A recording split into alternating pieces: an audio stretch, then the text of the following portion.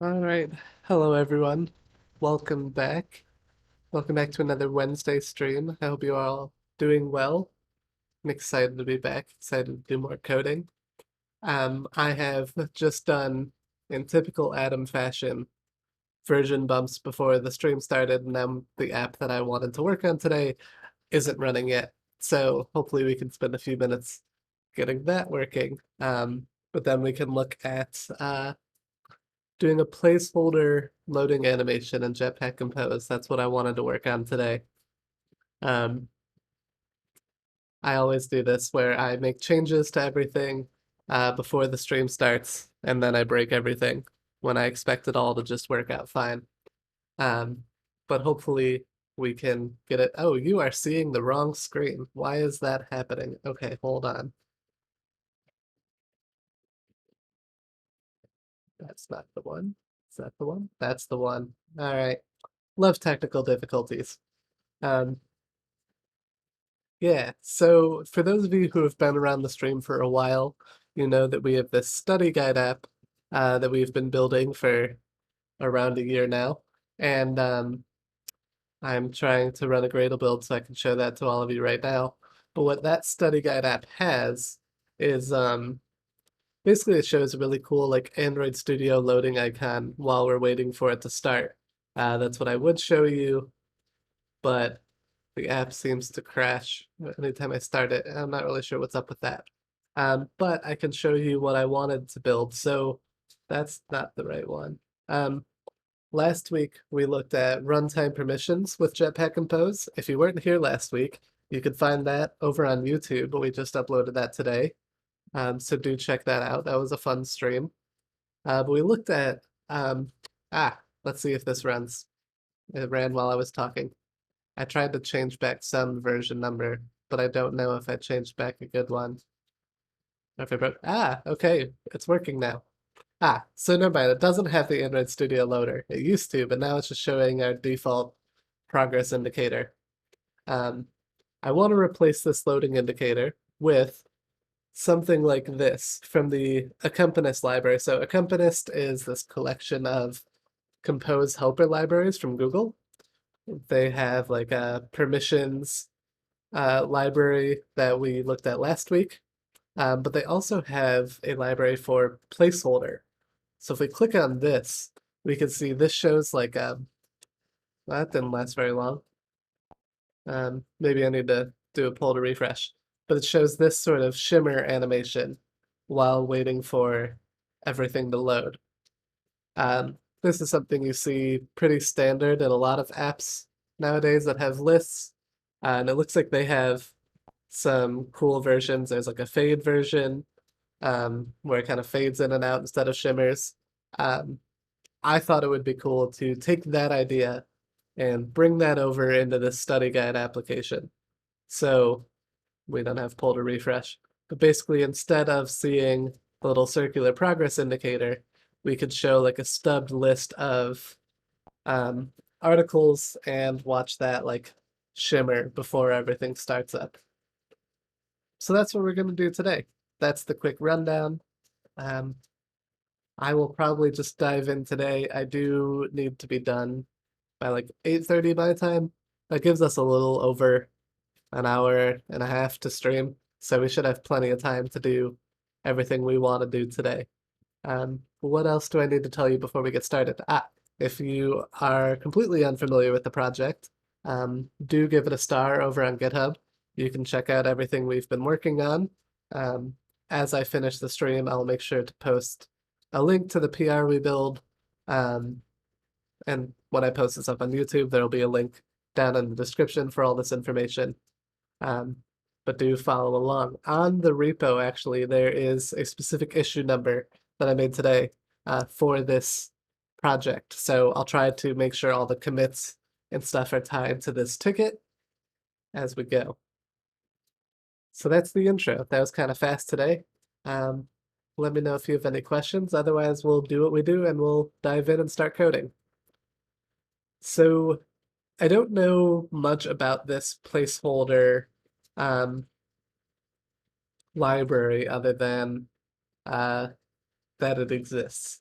So let's check this out. One thing I just noticed, so all of the Accompanist libraries have like their implementation, and we just have to replace that with whatever the Accompanist version is. But I just noticed as we're talking about it that inside their directory, there's placeholder dash material. And I'm not quite sure what's different between material and not, but this is the one that I would prefer to use. It seems like it would benefit us to go with one associated with material, but I wish their explanation, I wish there was an explanation for what the two differences were. Um, it's also kind of fascinating that material is updated less recently than placeholder. But let's not read into that. Let's add the placeholder one and get started. Let's open up our build.gradle file real quick and find out where all of our implementations live. We got a follow, thank you. Usama? Osama? Hope it's one of those. Thank you for the follow. So let's add in. Oh, we didn't use Accompanist in this project. That's why I was trying to find out where it was so I could put them next to each other, but it was in a different project. 0.14.0. And let's run a Gradle sync. And what we can do is I'm going to pull up the Accompanist repo in a new window, just so we can reference this for some inspiration if we need to. Part of that being, I don't know how to use the placeholder information. I don't know how it works. So we could try to build it ourselves, and I think we might have to do some of that. If we think about the placeholder animation, right, this is basically just the same layout as the other thing, but we show like a gray image here and we show a gray bar for text. And we could probably make this ourselves out of the box using the standard Compose tools. But what I think we benefit from is probably the animations. That's probably this like fade animation. If this comes inside the Accompanist library, that feels like the big benefit to me over just building it ourselves. But let's dig into the sample repo and see if we can understand how it works. What is doc sample? Okay, so nothing is calling this. Um, let's look at the fade sample. Let's look at their code and let's see if we can understand what's happening here. So sorry, I am flying through the code until I can find the information that we want to see. But let's see. So we've got this simulate a load, um, launched effect. I don't know what that is. That's probably um, just related to the swipe to refresh. We're not going to worry about this code. Ignore everything here. So we've got this swipe refresh composable. And what I'm really looking for is interesting. So we've got, if we're not refreshing, we add this pull down list item. That makes sense. But otherwise, it looks like we add 30 items. And what is different here? Okay, so we just give a random image, but I think this is the code that we want to reference. So we're using the modifier provided by placeholder material, which uses good default values for the color. I don't know what that means. But it seems like for our list item, it looks like to create a placeholder with this library, we need to pass in a child modifier. And then we just use modifier.placeholder, which gives us some information like the highlight that should use, whether or not it should be visible. I feel like this doesn't give me a ton of information as far as like what does the placeholder actually look like. So let's see if we can dig a little further into the list item first. And let's see if we can understand what child modifier is used for. Um, Interesting. So the child modifier looks like that modifier gets applied to each component inside of the screen. So this child modifier gets applied onto an image and onto the text. So what do we learn from that? I wish the documentation was like explaining all this. So one of the things that's hard about today's stream that's not normal for my streams, if you are new here, is usually I have kind of a clear path that I'm trying to go down. But what we have to do today, because we're not really following like a guide on placeholders with Accompanist, is I'm kind of figuring it out myself. So what you're watching here is I'm taking the time to sort of step through the sample code line by line, talk out loud about what I'm seeing, and relay that back to you. And then once I've gotten an understanding, we can then take it over into our application and build that.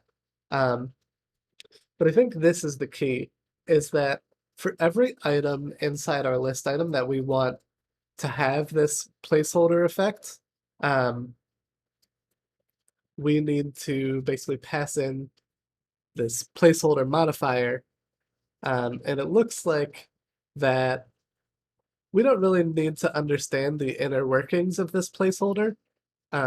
We need to tell it whether or not it should be visible, and that's fine. And then what highlight to give it. So let's go with this code that we know or implies that this is what works. And let's see if we can get this to work in our application. And then maybe we could spend more time trying to understand how it works, because I think that's what I was trying to do. But let's ignore how it works. Let's see if we can just make it work. So going back to our app, how do we do that? Well, one thing is let's start before we worry about each piece. Let's see if we can like make this placeholder, um, and just show like the words. Let's see if we can show a placeholder just where the title is to start. Um, okay, how do we do this? Well, let's go into our article list item, and we want a way to apply that modifier onto each of those child composables so we can show the shimmer, fade, or whatever. So let's pass that in. Let's pass in a child modifier, and we'll just give this a default value for now. But we want to pass this into the title. Well, we could say title and author. So let's add that here. We've got this article title and author method. That shows like a column of like the title name and author name. Let's pass that child modifier around through here. Now this isn't going to compile yet, which is to be expected because we need to then update this method. And I'll probably, once I know this works, I will probably update the documentation to explain the difference between modifier and child modifier. But I'm going to take some shortcuts, and I just want to see if I can get a working solution right away. Let's get ourselves to a working solution, and then once we know that, we can do a little recap and talk about why it works. That's something I really like to do on these streams. So really, this text, these two text values here, this is where we want to pass child modifier into. Cool. So now we've added the ability to show this child modifier and support the placeholder modifier that we get from this library. So how do we pass that? Well, one thing is we need to pass it into this article list item, which comes from the article list composable. Okay, so let's do that. We'll need a child modifier passed into this one as well. And then we need to propagate that down into the list item, which we can do here. Oh, shoot. Okay. Um, this goes deeper because we need to pass it into the article list column first. This is a whole thing because in a recent stream, we made it so we supported both a grid and a column. So I think that I don't know if I'll worry about the grid view example for today, but pass that child modifier around. But where we then create that modifier, that placeholder modifier, um, well, I think this would actually happen in not an article collection. We have so many steps here. Um, let's jump to that step first. That is in article list screen, I think. Yes. So, okay. So this composable is important to what we're working on. Um, we have this article list screen that is sort of the, like, it replaced the fragment that used to exist in this application. And it does a check, like, are we in a success state or are we in a loading state? If we're in the success state, we show a collection. Internally, this does like a tablet phone configuration stuff. Or for loading, we then show this box with a progress indicator. So I think part of the solution here is instead of showing this box with a circular progress indicator, we want to show an article collection with like a set of default articles. So let's and inside this collection, we'll need to pass the placeholder modifier. So let's first make it so that article collection can also accept the placeholder modifier. We got another follow. Thank you so much. Really appreciate it. And this will go into the grid doesn't support it yet. We will pass it into the list version because that's what we can test today. But now we can go back to the screen and let's talk about that. So let's say that we want to show a list of like 5 articles or something like that. So we can say like for 0 until 5, or what is it? Index and 0 until 5, that's how you do it. We can do something like, actually, no, this isn't what I want. I want like dummy articles, and then we can basically do like, hey Matt, thank you for coming by. We are working on trying to add a placeholder animation to the study guide app, where instead of showing like a progress bar, we show like a list of fake articles and like a shimmer or a fade effect while we're waiting for them to load. And we just went through how to add like that we need to have this like custom modifier for the placeholder. And we went through all of the pieces and passed that modifier down. But now we need to talk about when we're in this loading state, adding that list of like dummy articles. So let's create those. Basically, we can like take some number 0 to 5, and then we can like map. And then we can do something here. We can create like an article. I don't know if I use, okay, we do use default values for everything. So let's just create like empty articles. Let's see if this works. So this creates a list of dummy articles.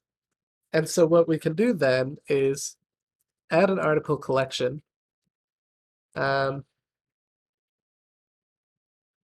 could say articles will be dummy articles. On bookmark clicked, this can just be an empty lambda because it's a placeholder, so we shouldn't accept click listeners. And then give it a child modifier. And this, sorry, let me get rid of these annoying notifications. This is where we do the fun stuff. So we do modifier dot placeholder. Visible, here we can say visible is true. And then we need to give it Um, wait, why do I need to give it a color? I thought that the sample app used the default color. Um, okay, well, let's just use default color for a second. Um, and then the highlight is the other thing I wanted. Placeholder highlight that fade.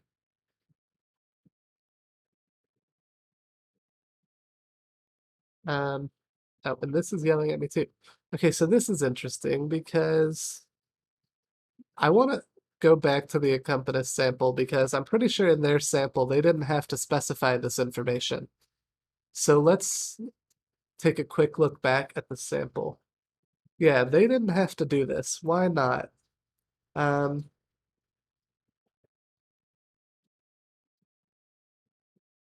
because I don't know. Um,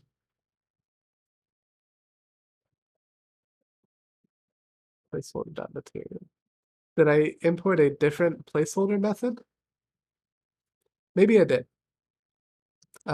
Because I'm just noticing that this placeholder method that we implemented should use the material version. Um,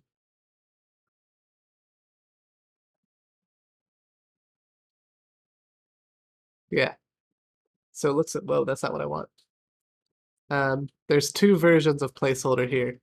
I want the one that's coming from the material library, and I think that's what I didn't have before, but now we are using their material library. This is good.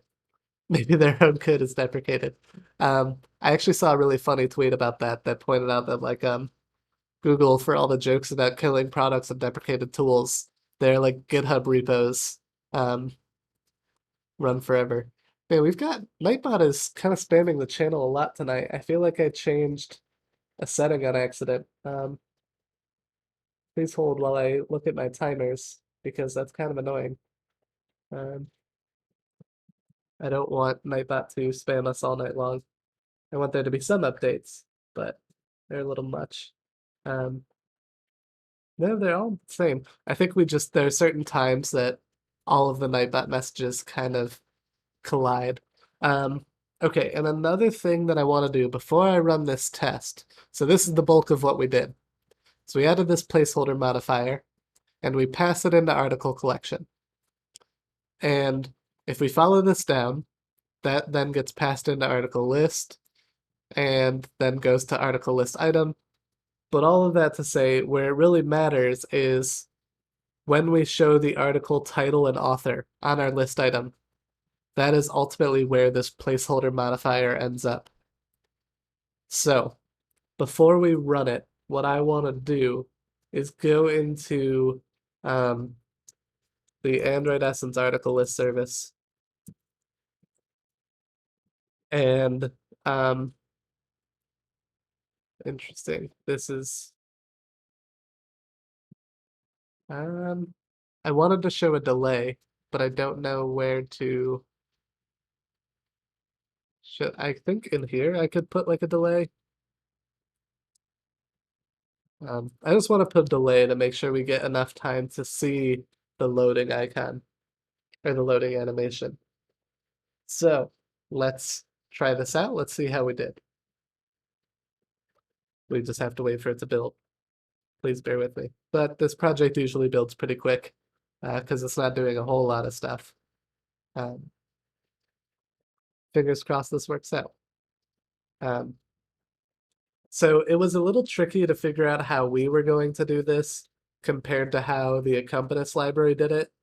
Because in the Accompanist library, they were showing a list of 30 items, no matter what state you were in. But we didn't want to do that. We wanted to like show kind of like a set list of items um, that we call like dummy articles. There's probably a better name. I feel like I'm like bullying someone. We should probably call it like placeholder articles or something. And it crashed. That's always fun. Let's figure out why. Um, All right, somewhere in here we have to get a helpful error message, I hope. Um, ah, okay, so the short answer, the key was already used. If you are using a lazy column or row, please make sure you provide a unique key for each item. So this is my fault. When I created this list of articles, I'm just creating a new article every time. And then our list view is using that to create like a key, a unique key for the item. But because I'm always using the same item, that key is the same, and so we get a duplicate. So let's first rename that like we talked about. And then we can say, we can call this like, let's put an index here. And then we can give it like placeholder article with the index. Actually, let's use 1 to 5 because I think that reads nicer. Ah, sorry, I don't know if you can see that. So instead of just using the default article constructor, I'm setting a title based on the index, and that will help me get a level of uniqueness to make sure that we don't have duplicate keys inside of our lazy column. And that should show us a good preview. Drum roll. I need a drum roll sound for the stream. That would be really good. So many small things that I need to add to the stream. Okay, this is working. It doesn't look how I would want it to look, but that worked. Um, yeah. All right. Ta-da. Let's commit that to start. Um, but I didn't like. There's a couple things I didn't like about this. Some of them being my fault, some of them, not all of them. Um, but that's fine. So what didn't I like about that? Well, one thing I didn't like is that we can even take a screenshot and I can open it up. Um, One of the things I didn't like about this loading animation is that the sort of title, so, whoops, and push our code. Everything's jumping around, sorry. One of the things I didn't like is that, well, let's see, the author name is short. It's not filling up the available space. Um, and so the reason this is actually as long as it is because of the fact that the underlying text is placeholder article number. Uh, so we really should make it so these little text views or text composables fill their maximum width that's allowed by them. We should also make sure there's a little bit of space between them. We never noticed it here because the default line item or line height, but we should try to clean that up. Sorry, question here. I know it's not the goal of live, but do you think Compose will be adopted by the whole community quickly? Uh, with this paradigm shift on Android, I don't believe everyone will migrate the application. I agree with you. I don't think that the migration will happen quickly.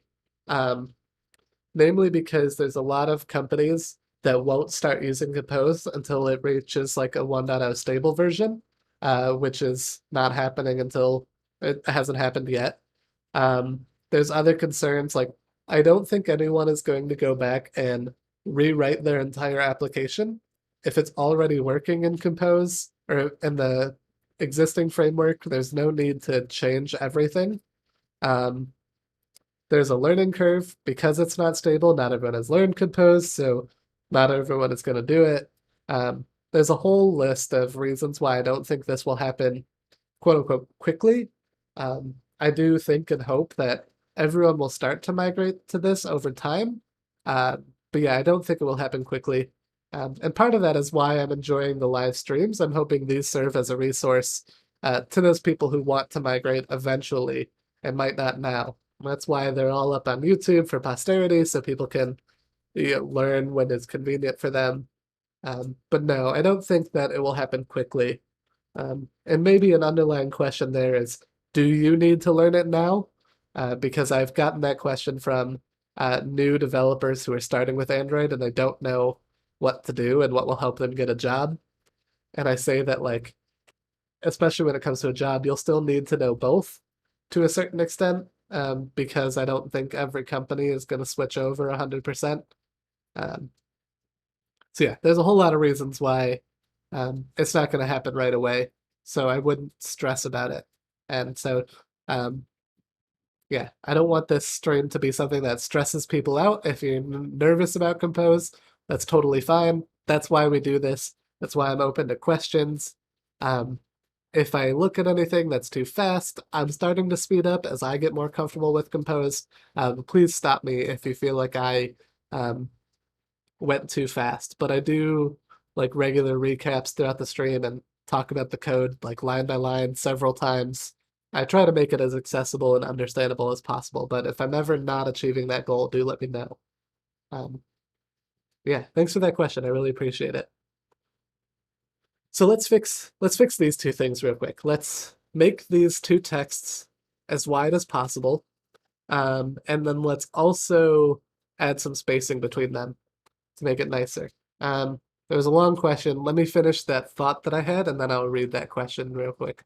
Um, so what is changing? So the text, I want to make this one, this is for the title. So we want this to be fill max width. We want that to be as wide as possible. Same thing for the author name. We want that to be fill max width.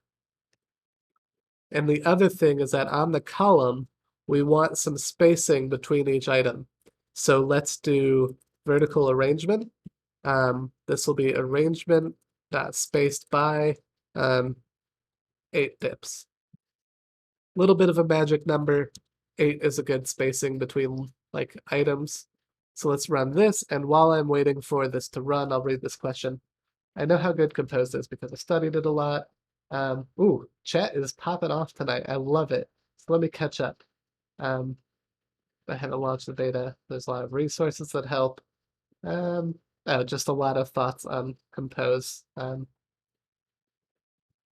you have a little bit of knowledge, it would help you to get a job. Even if they don't use them in the project, it will impress them that you stay up to date. I agree with Bo here. Like, it is good to have knowledge of Compose, no matter what level you're at in Android.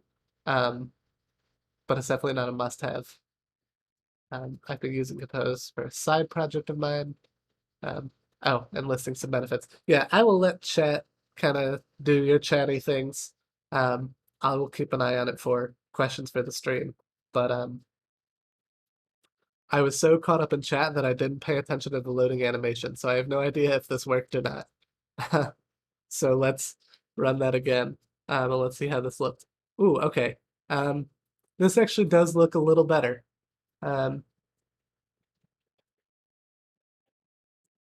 But I'm still not sure I love it. So um, here's one of the reasons I don't love it, and this is a little weird. Is like I wanted these to fill max width, but now it kind of looks weird. Like it doesn't help sell that these are two different text composables. So maybe something I might do differently is maybe the author one doesn't take up the full width. That's one way to help show that like author is different. Um, it is a different text style. So like it's subtitle 1 versus H5, which means it has a different line height. So that's one way that you can see it as um, a different text field. But um,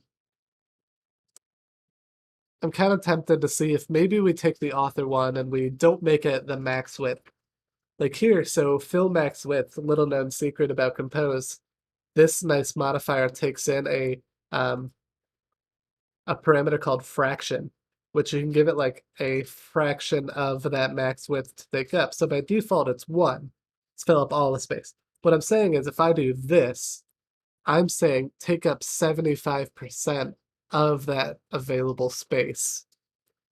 And so this is actually, this might give me what I want to get like an animation that looks like it's a little different.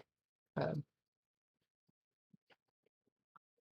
I love the shimmer effect. Effect create a custom widget. Is it possible to add this effect easily? I think so. Because of the fact that the library works where it's a modifier, uh you could probably apply this effect onto any view. So I'm actually going to try replacing our icon over here with a little actually, do I want to replace the icon with a shimmer effect? Um, I don't know.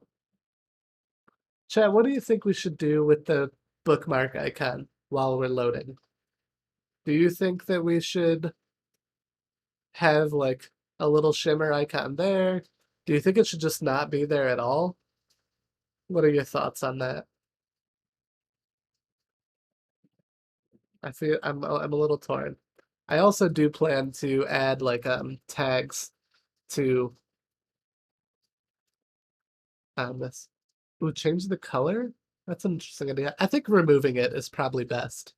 Um, but this will be okay, we can remove it. I think before we remove it, I want to try to add these little pill shapes for the tags. So here's how I'm gonna do this. Where we set our list of placeholder articles, we can give this a list of tags. And I'm gonna give this like I want to make them kind of small. Um, so what if we just did like test? Um, Try adding placeholder to the row itself. It won't show details, but might look better. Um, Good question. Let's do that before we do this. I don't think I will like it, but let's look and see why. Um, the reason I'm not sure I will like it is because okay, so instead of I want to change this to be a regular modifier for these two composables. And let's use, oh, um, sorry, I'm thinking of how I want to do this. What does this give me? Um, I'm looking, we already pass in a modifier onto the column. So I'm trying, or onto this. Oh, because we set a weight. Okay, I can do this. Hold on. So let us go into, so we want to pass, basically we want to just actually ignore the child modifier. This is what we want to do. We want to put it on the article title and author. Or you're saying the whole row, which would include the button. Let's put it just on this. Um, Sorry, I'm just thinking. Let's put it just on this, and I want to run this, and then I want to explain why I don't love it. Um, because what I think what is going to happen is instead of two separate placeholders here, we're going to end up with like one big gray blob. Um, and I don't really like that for the effect that I'm trying to build for this app. Um, yeah, we just kind of get that blob, which isn't terrible. Like it still works, but it's not what I'm going for this application. But I liked the idea. I like where that thought was going. Um, okay, what did I want to do? I want to add placeholders for these little bubbles. So let's do that, and that we can kind of get by going to our placeholder articles and giving these like a list of placeholder tags. So here we could just do like test. So they're small. Um, they'll be little small bubbles. Maybe we could even make them a little longer, like testing or something. Um, and then we will still need inside the list item, um, we need to put a modifier on the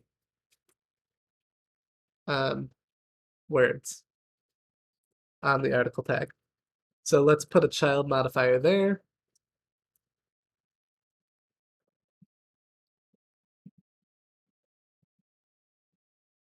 And we need to pass in that modifier when we create the row, which is in here.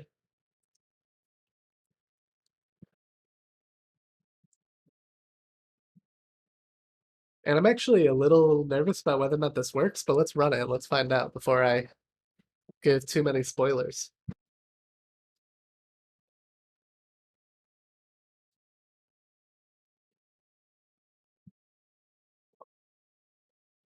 I don't know if any of you are hockey fans, but I made sure to wear my Seattle Kraken hoodie today because the expansion draft is happening in like 30 minutes. Ooh, okay, this looks kind of good. Um, let's screenshot it before it goes away. Um, there is something interesting I've noticed about this though. Let's talk about it. So, one thing I've noticed about this fade that I also don't love is that it's kind of using this default shape where it's got this slightly rounded corners, which I think is fine for the text labels. But here, you can see that this uses like this sort of rounded rectangle shape, but these pills are actually like, well, they're pills. They have completely rounded sides. So now I want to investigate, can I modify this placeholder modifier to set the shape? So I'm going to check that by just clicking into the source code. And the answer is right in front of me. We can pass in a shape modifier. So where we set, okay. So let's look here. I want to find, well, so it's here. So it's circle shape is what I want. But I only want that for the article tags. So there's a question of who should be responsible for this. Okay, so let's think about it, right? So here, where I create the article collection, this is where I add a placeholder. And this is nice, and I could put it right here. But the downfall of this is we have this child modifier that's getting applied to all of the children. So if I do it just like this, I will have fixed the little article tags concern. But now the title and author labels are also going to have this pill-shaped shimmer. And I don't think I'm going to like it. It's not bad, actually. What do you think, chat? Um, is it fine if they're all pill-shaped like this? I actually don't hate it. I don't hate it. And then if we do put the child modifier, it's not bad, but it's not good. All right, I appreciate the honesty. I I appreciate it. Uh, before we say that it doesn't look good, we were debating what to do with the um this icon. But because this is like a square shape, this would be just a pure circle. And so our loading animation would have these little pills followed by this just like pure circle right here. And then it's got this kind of like bubbly UI to it as it's loading. And that might look good. So let's do that last step and see everything with the placeholder UI, and then we can make up our minds on whether or not we really hate it. So bookmark button. We need to give this a child modifier. Go into here. And I think we would put it on the icon button itself. Modifier equals child modifier. Okay, let's run this. Let's see how this looks. I think I'm gonna like it, but it won't be great. But here's the other thing is, so this app, as you can see with the default material design colors, is not really at a point where I've put a strong emphasis on design and rather just like functionality and learning about the Android concepts. maybe that's wrong. Maybe we should have looked at it another way. But yeah, this is what we get. And it's not perfect, but I mean, it's consistent. And I think that is what makes it look pretty good.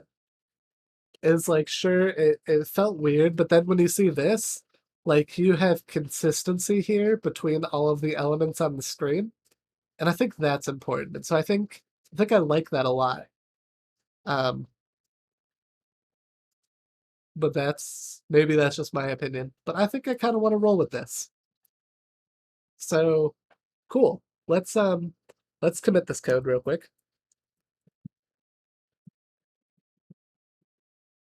And what we can probably do before we merge this, whoops, I did not want to review that.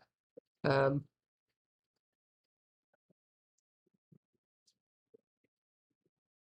interesting that this is a lit warning. It says that modifier parameter should be named modifier. I think they want that for consistency, which makes sense, but it's also intentional that this one is. I mean, maybe here it should be just modifier. Um, but I like child modifier because it helps sell that this is a child modifier. Um, but that was all of that note. That's what I want to do before we make this pull request, actually, is this was a good chance to do another thing I really like to do on stream that I think is really important, which is to throw in some documentation when necessary. So let's do that. Um, and where do we start? I think it would be a good place to start here. Um, Is it for that composable or one that it contains? One that it contains. So here, this modifier, actually we could start that documentation here then. Um, so the param child modifier. So we could say this is a modifier that should be passed to, whoops, you can't see this. Oh God. This is a modifier that should be passed to the children of an article list item composable, such as the text fields or text and button items. Um, in practice, this is used to show a placeholder effect until data has loaded for an article. So this is what it's intended to do. And I think this documentation is really good. And I'm actually going to copy this and if you have two params, you do not get that warning. So if we look at like nope, one of these has it. Or I could be wrong. This one. So article list column has both, and I don't get a warning if I use both. So maybe that's actually a good, um, maybe that's a good convention to follow. It would satisfy lint, and here I can say this is the modifier for the row. Um, oh, is that Jitty? Thank you for the follow. I really appreciate it. Yeah, we are actually can I view it live? We are right around 400 followers on Twitch. I don't have oh, we are at 399 followers right now. Next person will be lucky 400. Um yeah, I agree with you, Matt. And I think the reason I didn't have it though is because I was never customizing it, but maybe it's a good habit to have. I find that like I have some composables that take in a modifier and some don't, and some days I do wonder if I might benefit from just anytime I make a custom composable that it just has a modifier. And it can be default because that's the compose standard. Um, it just can also feel like overkill after a while, but maybe that's just me.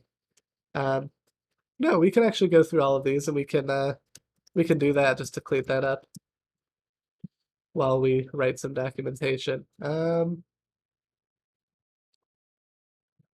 like here, we can add it here in the row. And let's add some notes. So So here I'm going to do a little trick, and keeping my documentation up to date without a bunch of copy and pasting is I could say C article list item documentation for an understanding of why we need child modifier. Boom. That is how you keep your documentation up to date, but still helping out people in different parts of the code base is you use these links. And when you use these brackets, like if you use a documentation generator, that will create a link. And if you command click on this, it will take you right to that code. So this takes you right to that um, location. Ah, yes. 2 subscribers away from our 600 target, where we're going to do a case study video of MVVM versus MVI. The sample project for that video is done. I just haven't sat down to do the video, but I am going to try to carve out some time this weekend and release that early next week. Assuming and hoping that we get 2 people between now and like Monday or Tuesday, but even if we don't, I will probably put it out there anyways. Um, I'm really excited to do the video. Building the sample app for that was a ton of fun. So here's another spot where it yells at me.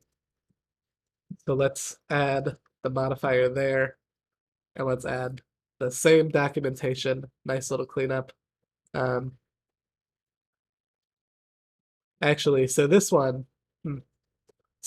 actually we should call it just modifier, because bookmark button doesn't have a child. It is the child, so we're gonna use good naming convention there. I think that keeps things clean. Um, why are you yelling at me now? Ah, because I need to change this. And that's fine. And I actually think, like, to Matt's question, this actually looks good, right? Like, the modifier for the bookmark button is a child modifier in this context, but that actually reads kind of well to me, and it helps me at least kind of understand the difference between the 2 modifier params. So that's cool. Where else can I put documentation? Well, like article collection has it. Now here, I do want it to be called child modifier because now again, I guess so the thing is right, like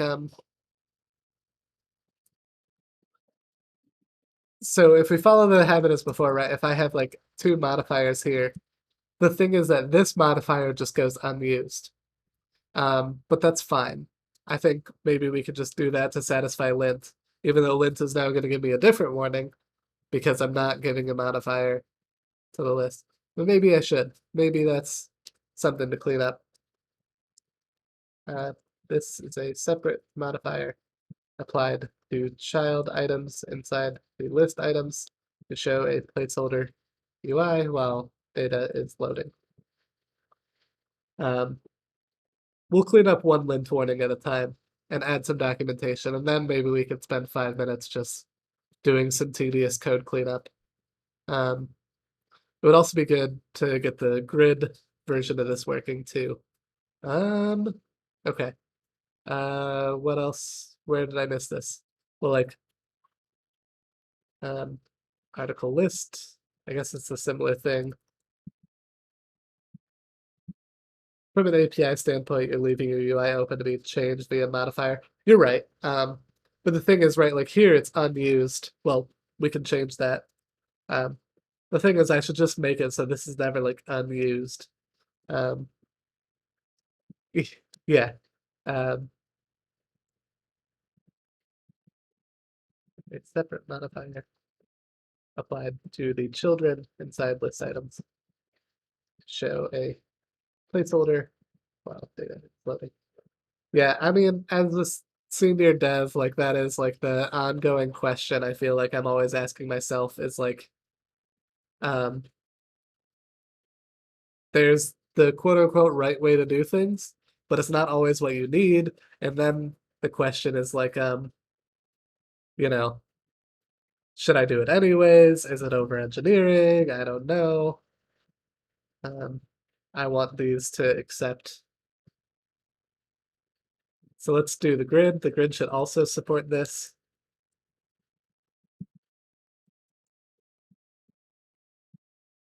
Child modifier. So this is for the grid, and then article list item, child modifier. Uh, does lit really need to be happy? In my projects, yes. Um, I am a stickler for lint warning. So actually, the fact that this is yelling at me, I'm so annoyed right now. You should see the capsule app. Things like this do not exist in the like dozens of files we have. Like, I do not let this happen. Um, and it's not entirely true. Like my sometimes it happens when like code is merged by like someone else. But in my files, no, I don't like these because it's not everything is an error because I think Lint doesn't want to be super opinionated. Like it wants to be opinionated, but not in your face about it. Um, but like usually those opinions are there for a reason, right? Okay, let's run this. Let's see that this still works. And then actually we can, if we want to test, we could run this on a larger device to make sure that the um, grid version does work. So let's do that. Yeah, there is a different animation or a different annotation. But the thing with that is like I don't know, it like cascades up. It's like the experimental annotation, but then if you call an experimental, you need that annotation all the way up. The lit warning, the solution is like a compiler flag that you can say like requires opt-in, and that's probably what I would do to get rid of that. Um, cool. So the phone still works. Nice. Google Play is not working. I don't care. I don't need it. Um, this should show a grid view because it's on a tablet. Okay, so if we're on a tablet, maybe I want to show more than 5 items. Um, thank you for stopping by. Y'all need to, I don't have a shout out command, but the person who just messaged in chat, Code with the Italians, definitely go follow them on Twitch. They're another pair of Android developers who stream twice a week, and they are working on like a notification app. Um, yeah. Sebastian, I don't know if that's you who's here, but if you're still here, can I talk about what we talked about, or is that not public yet? Um, I just want to make sure before we tell them. Oh, right, we had all sorts of weird grid spacing on this. This is another issue, but ignore the way the tablet looks. Um, yeah, we just want to make sure the loading works. Um, nice. So the news is that I just worked out with Sebastian that I will be appearing as a guest to hang out on Code with the Italians on Sunday, September 5th. So do make sure you're following them on Twitch and or Twitter. I will be tweeting about it as it gets closer, but you can see me do some Android with them. I'm very excited. Um, you know I'm excited because I'm getting up early on a Sunday when I could sleep in. So I'm, I'm very excited though. I hope that one day we can do guests on this stream as well. Um, yeah, so do follow them, do check that out. Uh, can we redeem Captain America that day? Different channel points, but you know what? If they, maybe well, yeah, I was gonna make a like hyper patriotism joke that I should show up on their stream with some American gear, but I feel like maybe that's a little not necessary. I'll save Captain America for a different kind of stream. Um,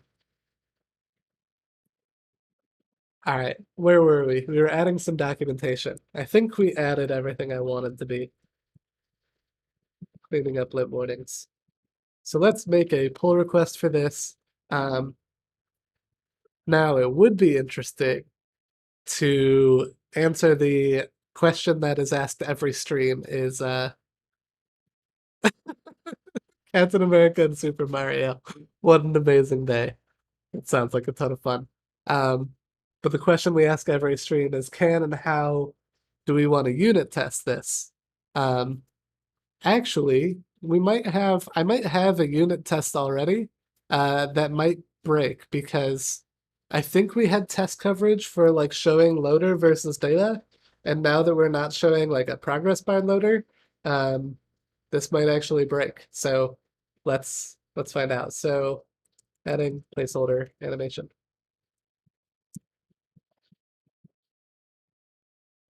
Let's create this pull request. Okay, and then I kind of want to get a GIF of this. Okay, but here's one thing I want to do real quick. I want to um open up the Gradle tab. I don't know if you can see this. Why don't I have the task list? Oh, because of settings. I want the task list. Um, Kids are crazy for Mario Brothers. Who isn't? Who isn't? Okay, so I don't know. Some of this might be cut off by my face, but I'm going into tasks verification. I want to run connected check, which will run all of the UI tests that are currently in this code base. Because I want to see if we broke any tests by adding this placeholder, and if we can write some tests or update them to verify that the placeholder now works. Um, oh, shoot, I just saw this. Sorry.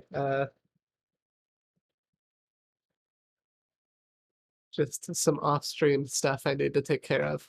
I'm in the office, and I think Megan needs to come get something. So I'm just letting her know she can interrupt if she needs to. Um, Braces for Nintendo lawyers. Actually, Seb, the problem is not so much the visuals, but the sound. So when I did wear the Captain America hoodie, I played like the theme music, and part of my stream got flagged by both Twitch and YouTube for playing copyrighted music. So you can dress up how you want, but maybe we just shouldn't play any theme songs when we're hanging out. Um, is this running? We're still just waiting on this to run.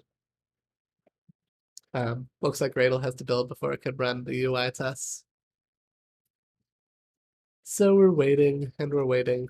I need better filler stuff. If any of you have ideas. The problem sometimes with Gradle builds is like they're long enough to like create dead air and awkward silences, but they're not so long that I can like multitask. So that's why I just ramble, and usually that's where we end up. Then it's hop off. All right. Yeah, thanks. Keep an eye out on YouTube. I'll have this up in a few days, and we'll see you next week. Super excited.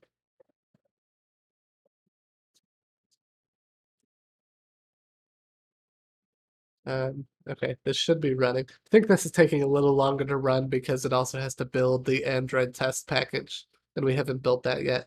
Hey, look, UI tests are running. I always love this is like just like a hidden like something I love is watching UI tests run. Like I just think it's the coolest thing to like see this magic happen um in real time super fast. Um Interesting. Everything passed. So that means we don't have good test coverage because if I had good test coverage, things would have broke when I added new code like that. So let's dive into the um, Android test package. Hey CP, thank you for coming by. We just built, let me show you what we built if you just got here. Um, we worked on adding a placeholder animation for, whoops, this is running on, no, don't run on the, that's not what I want it to run on. We're working on a placeholder animation inside the study guide app. Um, and now I've triggered a Gradle build that I need to wait to end. Let me show you what it looks like. And what we are about to dive into is trying to test, not so much testing the animation, but just testing that the loading screen shows up. Um,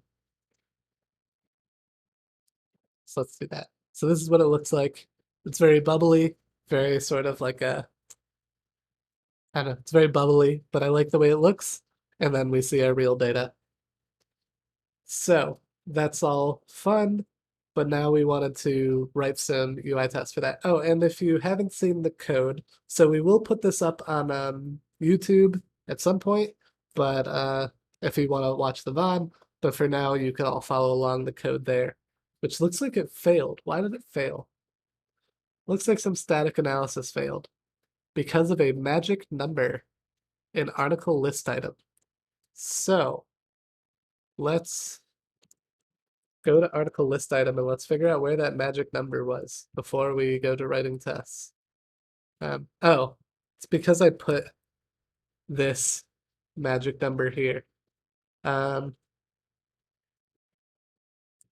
so, oh, I'm not working on an M1 Mac. That's how I got the emulator to work. This is a 2018 MacBook Pro. So I have the reason this failed on GitHub Actions is because I have some static analysis. Good night, Seb. Thank you for coming by. I've got some static analysis in this app that checks for certain warnings. One of them being like magic numbers. So to the user, they have no idea what 0.75 means. So one way I can work around that is I can just add like a local variable declaration, and I can say like like author label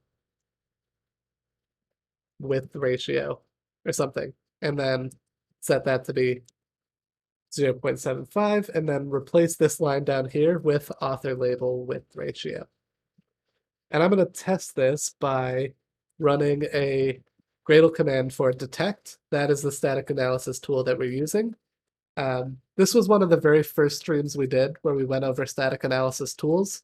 I like it. It goes back to the lint thing that I was talking about with Matt. Like, it just forces me to be good about certain things that I might not care about otherwise.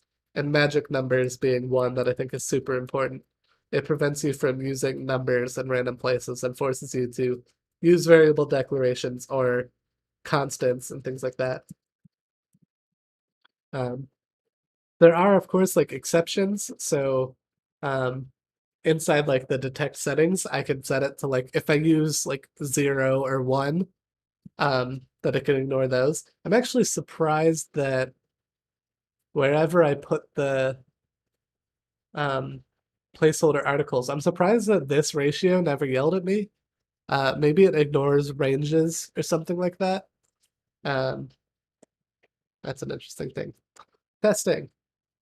I bet you all love watching someone stream who has ADHD, because I wonder how often I like say I'm gonna do something and then it takes me like 5 minutes to do the thing.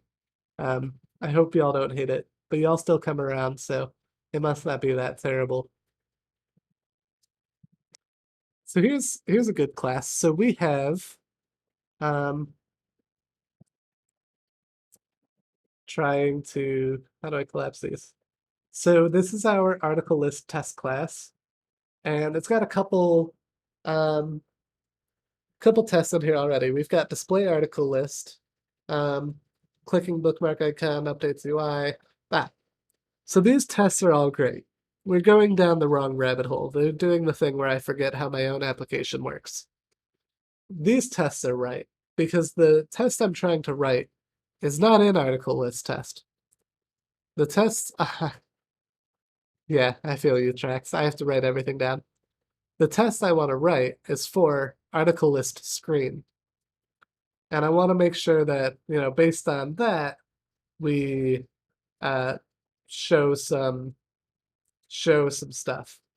So let's write that test. Let's start there. Ooh, actually, all right. We've got some stuff to talk about. Is there okay, question to chat before I go down the rabbit hole. Is there anything else about this placeholder UI that you want to talk about or experiment with? Because I think the rabbit hole I'm about to go down for the next few minutes is like unrelated to placeholders. Um, I've got testing concerns on this that are unrelated. So I want to make sure the main part of this stream, what we came out to accomplish, made sense. Um, yeah, this is, oh, I don't have any bookmarks. That makes sense. Um, oh, we never fixed this bug. Um, go down the rabbit hole. All right. So let's talk about this concept in Compose that's super important, called quote unquote state hoisting. And the idea is that your composables, the smaller composables, should be stateless. So a perfect example of this is the article list item. Nothing about this is dynamic, right? It takes in an article and it has callbacks for when clicks happen, um, but it's very stateless. Like nothing in here changes. And so that's good. It's really easy to test because I can give it whatever configuration I want, sort of like on demand, right? I pass in that state, that configuration into the constructor.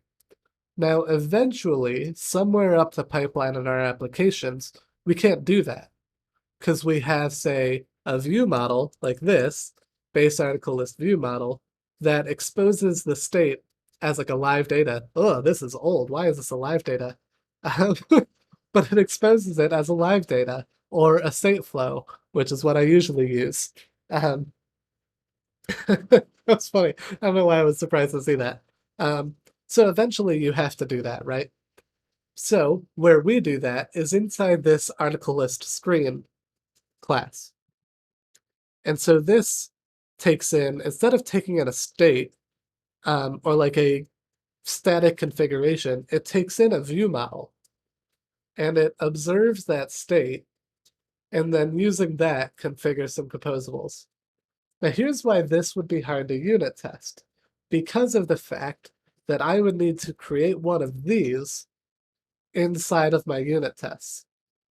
So if I want to write a test that says, based on whether or not we're loading, I'm showing, excuse me, if I want to write a test that says, based on whether or not I'm loading, show like the placeholder UI or show the actual articles, that would be difficult because in my test, I would have to supply this. So actually the goal, because we have to do this eventually, kind of the goal would be for this to be so small that we would basically take out this box, right? And we would write something like, you know, article list screen content, and then have it take in the current state, and then all the lambdas and etc. And so then even if this can't be UI tested, it's very slim, very clear for us to understand what's going on, and we've taken all of the business logic that needs to be tested out of there. Sorry, go ahead. Um, yeah, so that is what what the goal should be. So the rabbit hole that we would have to go down is oh, can I move the web? Actually, my webcam's static, or I'd show you Foster Dog. They can see you. It's okay. You don't have to be James Bond. Just all right. Sorry about that. That was Megan and our foster dog had to run in and grab a couple of things. Um, so okay, where were we? So this is what we should have built the first time. And then this would be like a stateless composable that we could write unit tests to verify that loading or not loading state. So with all of that said, let's do that. So all of this code, it is what we want. So let's just copy it and why are you on the main level? That's fine. I'll worry about package stuff later. And because I'm running out of names, let's call this like article list screen content. And this will be a composable. Article list screen content. And then we throw everything in here. So we've got some values here. Let's fix this compilation. So we've got a current state, which will be an article list view state. It looks like we've got padding values.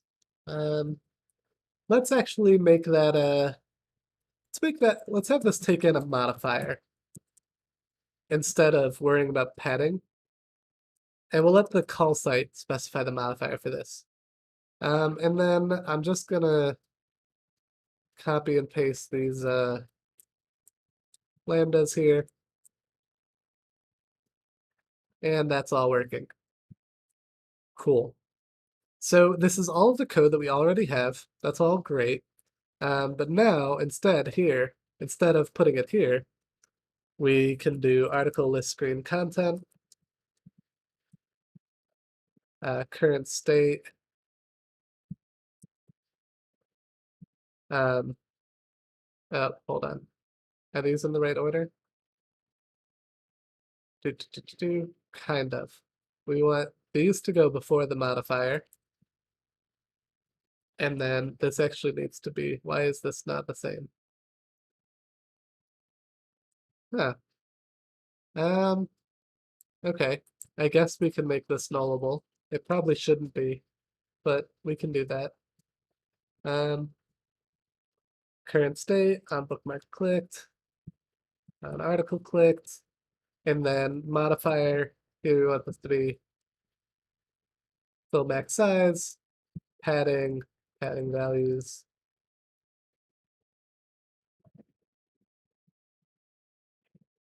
add names to call arguments. Okay, so this is what we want this class to look like. That there's really no conditional logic happening here. So that's the too long didn't watch.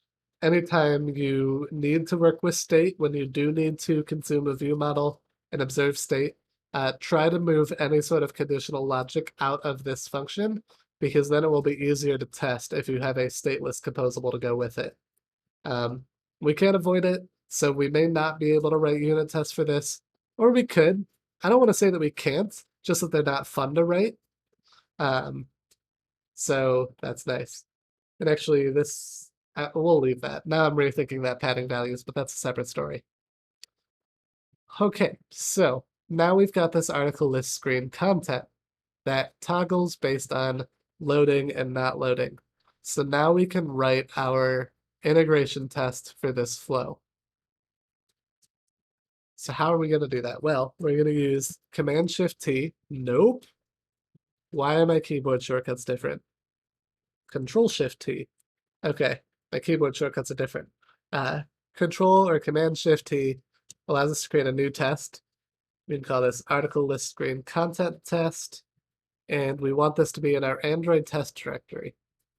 So if you've never written an integration test using Compose before, some of you may have seen it on the stream. We've done this a few times, but I'm always happy to look at it again. I think it's really great. So let's do that. The first thing is we need a JUnit rule for a Compose test rule, which we call create compose rule. So this is the thing that will create our Compose UI and allow us to run various assertions and things like that. So let's first write a test to create loading state, or load. Let's do create loaded state, because I think that one's a little more fun. So let's create like a test article, right? Title, here, HTML. Sorry, let's import. So article, we could say HTML title is going to be HTML string test article. Our view state will be article list view state. Dot load dot success list of test article.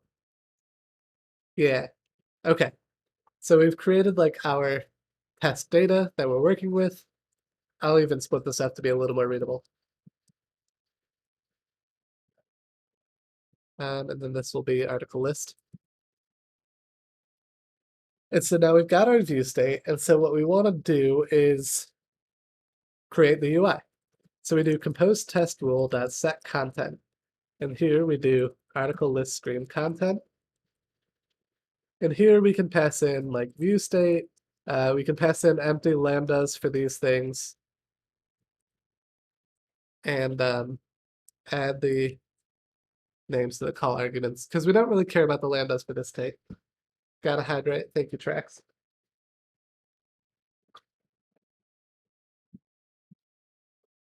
Okay. But now we've got another good like philosophical question, one that doesn't have a true answer to it. It's a question around like, what is the right assertion to be made here? And I say that because, okay, the initial question might be like, let's make sure that a text view with this like article title name exists on the screen. I think that's fair. I actually think that's the one we should write.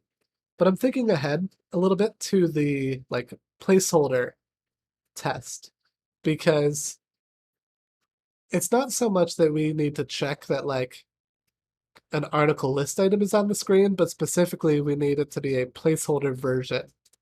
And so we might actually need to do like maybe something with semantics and testing. But let's worry about that test when we get to it. Let's make sure that we could do a loaded state. Here, I want to pull out the article title into a local variable because I'm going to show you why I believe this. 2 a.m. in EU. I know, I really should change up some other streams because some of you, a lot of you watch from EU, and I really appreciate that. I love all of the support. Um, and I really should try to do some more friendly streams for like EU people. Um, maybe we can work on doing that soon. But thank you for coming by, Red Label. I really appreciate it. So we pulled out the article title into its own property. And so then the reason for that is because I just want to say compose test rule on node with text article title dot assert is displayed. So this is really the test, right? Like and this is actually really good because of the fact that we know that like,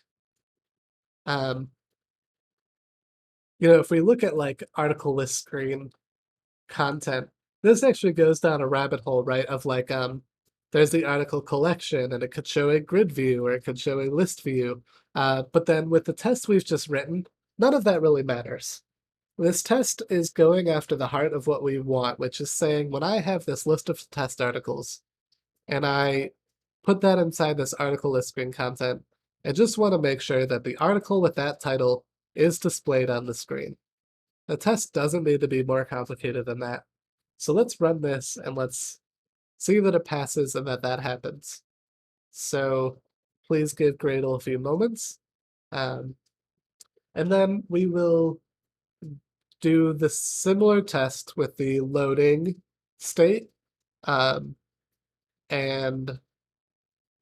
make sure that that works too. Cool. We're launching.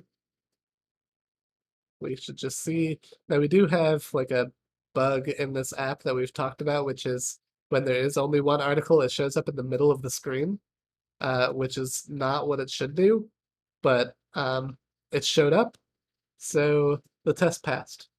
Great. So let's push this up. You could say testing loaded state. So now we need to write a test for the placeholder version as well. And this test I think will be a little trickier because of the fact that what assertion we write might be a little tricky. So let's call this one create loading state.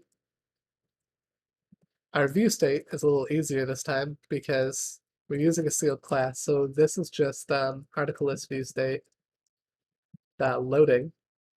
It's just an object. We could do compose test rule set content, article list screen content, view state. Okay, I need to figure out why this. I'll ask chat this question in a second. Oh,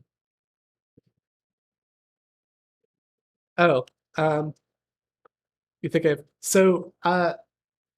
it's slightly different. Like this is loaded. Like I guess this is like another word for success. But you're right. That is probably better to use this. It captured what I intended, but no, that's a good catch. I think that this is more clear. This is more clear, but that was a good catch. I think that because it matches success state matches state.success, I actually think this is better. Does anyone know another ADHD rabbit hole. So check this out. So y'all might be familiar with that in Kotlin. If the last parameter is a function, then you can put it as a lambda outside the parentheses, right? So when I do this, and I autocomplete this this article list screen content, the IDE does that. It puts current state bookmark clicked, and then this other one, which is like on article clicked, gets put as a lambda. But I don't want that. I wish that it did this, where it put like a little to-do, as another named argument. Does anyone know if this is an IDE setting or not? I've never looked. Maybe while someone else looks, I can see. Maybe there's something in Kotlin like, no, not in there. Like, like auto complete. There's settings here. Oh, code completion. We might be onto something. Let's see.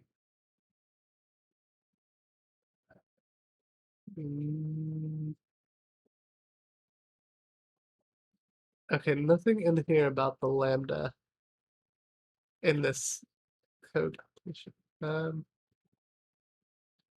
Okay, maybe I'll post on Twitter. What is enhanced auto completion when using Jetpack Compose? That's fancy. I wonder if that's it though. Do you think that this is the enhanced auto completion? Let's find out. Oh, it is. But now it doesn't give me any of the stuff. So that's not necessarily what I want either. Um, search for trailing lambda. Good idea. Oh, trailing comma. That's nice, but not what I want. Um, I bet it's this. So now that I know that now that we know that it's this enhanced auto completion, maybe I can submit something in like the compose issue tracker to ask about that being a feature request. But it sounds like that's like a very much an in progress thing. So glad we at least found that. I'll deal with that off screen. But okay, so we want article list screen content. Again, I don't want. So I end up just not using autocomplete because I don't want that. View state lambda. Okay. So we set this loading state, but now we've got this question of like, what is the right assertion to be made here?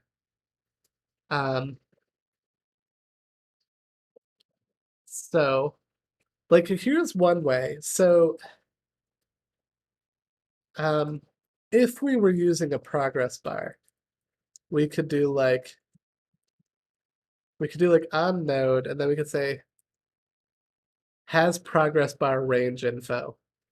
And then we could do like indeterminate. This is a thing. So we can like look for a node that has indeterminate progress bar range info and then say assert is displayed. Like this is what we would do if we were doing like a an actual like circular progress bar. But this check doesn't work because we're not doing a circular progress bar, we're doing a placeholder. But I'm actually wondering if like, what if we wanted it to be an indeterminate progress bar? Like, what if we wanted the semantics to be true? So, like, if we were to run this test as is, this should fail. But what I'm wondering is whether or not we can, since we're going down a rabbit hole, if we can go down a little bit further and actually make this pass. Because I like the way this reads. And I think this would allow me the ability to then change to like another indeterminate loading solution in the future where this works. So you have to distinguish the difference at the highest level, but I'm not sure how you implemented that loading list view. Sure, so let me show you real quick because you joined late. So all of that happens right here, where It's actually, we create a list of placeholder articles, and then we just add an article collection. But the difference being that each child modifier has, or we give it a child modifier that gives it this placeholder modifier, and that's how we get the shimmer on each of the child items. But if I want to deal with like the semantics of like an indeterminate progress bar, those semantics would belong to like this root guy right here, this article collection, I think, because of the fact that it would be like this progress bar. So let me just kind of go down the rabbit hole a little bit. So we can give this a modifier, right? And we can give it here modifier.semantics. And then there's this, ooh, this is it right here. Progress semantics. Is that really all I needed? Let's look at what this does. Oh my god, this is it. So this contains the semantics required for an indeterminate progress indicator that represents the fact of the in-progress operation. If you need determinate progress 0 to 1, consider using that overload. But okay, so this will put the semantics, the progress bar semantics, as a modifier on this composable. So that attaches it to the article collection only in this case. So this might just work. It might be that simple. This will be amazing. If it doesn't, I have a hunch on something I might have done wrong, but we'll come back to that. Yeah, that was super quick. That's super nice.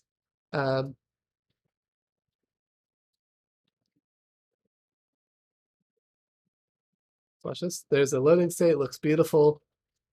Yep, and the test passed. That's so cool. That was so quick. Okay. Adding integration tests. This is super exciting. This would be great, like blog or video content to just talk a little bit more about semantics. Cool.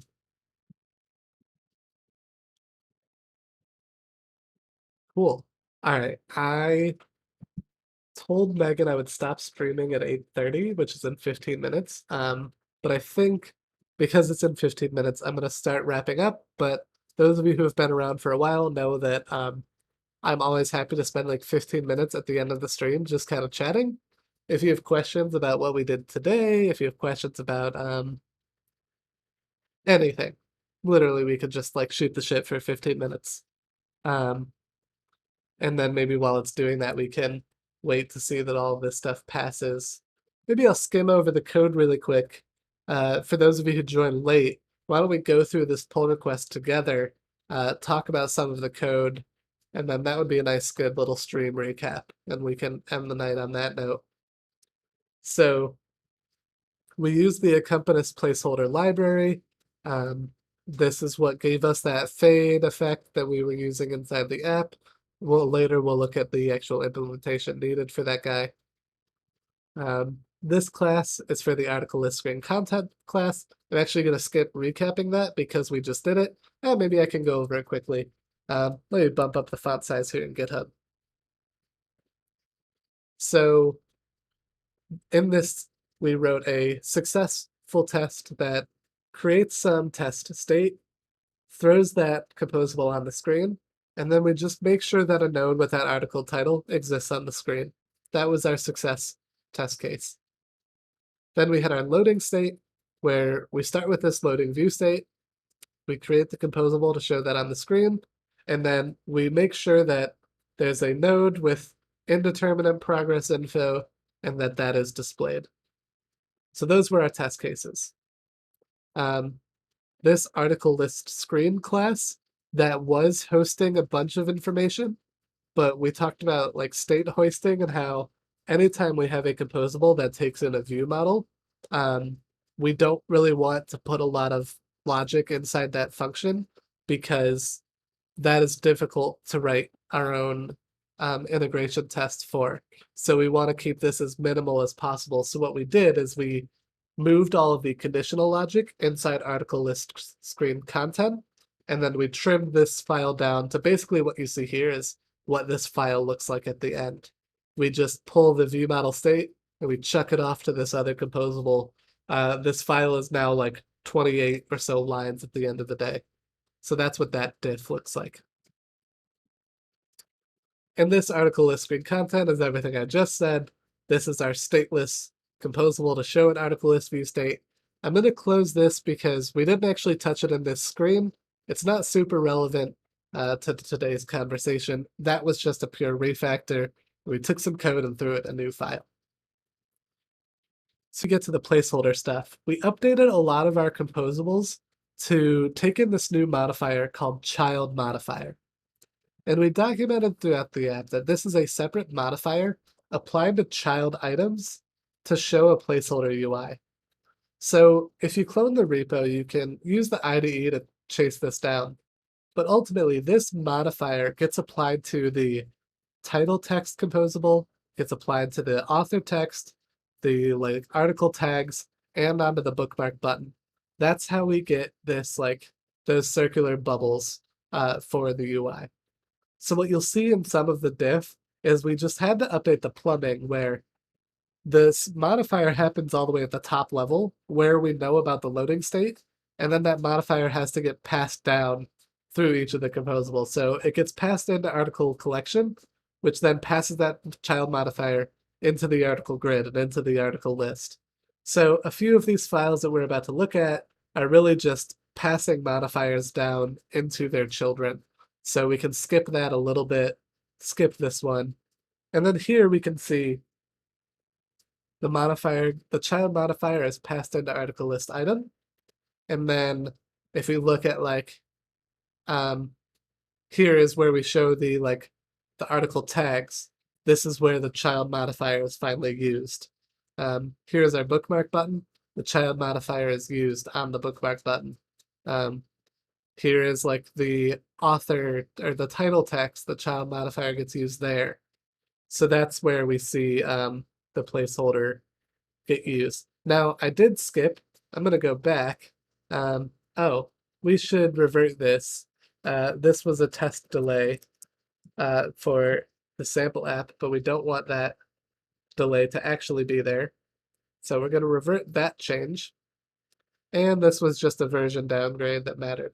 Now, that was a nice 30-second PR review. We also talked about that child modifier. We didn't talk about where it's instantiated. And that was where I lied to you. This file is not just copy and pasting into a new file, but actually right here is where the magic happens. We create, in a loading state, we create a list of placeholder articles. All I do is loop through this range from 1 to 5. Given that index, I create this placeholder article index. Okay, all of that's great. And then using that, I create an article collection with two key things. The collection itself has a modifier for progress semantics. This was how we were able to write that integration test to verify that this was a progress composable that we were testing. And then it also takes in the child modifier that gets applied to each of those individual components that uses the placeholder modifier from the Accompanist library. And we need to give this a few parameters. We need to say whether or not it's visible. Here, because we know we're in the loading block, we hardcode this as true. We give it a placeholder highlight, which is basically like the animation that we get. So here we use fade. There's also shimmer, and I think there's some other ones, but fade was what I thought looked nice. And then we give it shape. Here we give it circle shape, and that's what allows us to have the rounded UI for each of these placeholders. Let's run the app one more time, just if you're watching this recap, so you can see how these 3 lines translate to the placeholder UI. So I just want to show you that. Any second now. And so this is what it looks like. We see the circle shape, we see the modifier applied to each individual component, and then the actual data loads. It's pretty nice. I was worried about the circle shape, but I think because it's applied to every component, it actually looks pretty good. So that's the code. I'm gonna go find my delay method that I added. I'm gonna remove that, and then commit this, and then assuming that GitHub Actions pass, I will merge this later today, and you can all find this on YouTube soon. So let me go ahead and drop that GitHub link in here one more time. What else do I love? This is the end of the stream. We're going to wrap up. So I also love to just plug some socials. If you're not followed on YouTube, go follow on YouTube. I will be working on an MVVM versus MVI case study video coming out early next week. So do keep an eye out for that. Best place to reach me if you have questions, stuff is Twitter. Do follow me on Twitter. Mobile Gain says, just wanted to say thank you for making this series. I'm learning Android dev and going through your videos on YouTube. It's really helpful. I'm so glad it's helpful. I really appreciate that. Every time I hear comments like that is why I keep doing this. So I'm having a ton of fun. But welcome everyone new. Did we make, I just want to check real quick. Sorry, I just want to check our follow count because I don't think it's changed, but yep, we are still at 399 Twitch followers.